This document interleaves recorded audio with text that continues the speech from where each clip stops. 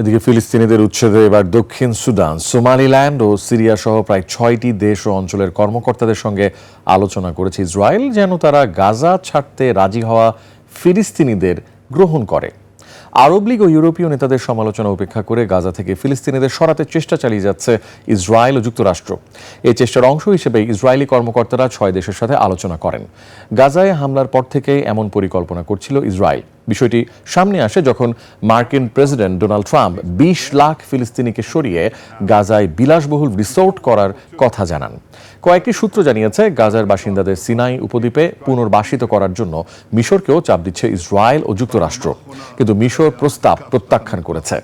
এদিকে ইসরায়েলের সঙ্গে আলোচনার বিষয়টি প্রত্যাখ্যান করেছে দক্ষিণ সুদানও। আর সোমালিল্যান্ড সরকারের একজন প্রতিনিধি জানান, আলোচনা চলছে না। লিবিয়া, সিরিয়ার কর্মকর্তারাও এই বিষয়ে মন্তব্যের অনুরোধে সাড়া দেননি এখনো।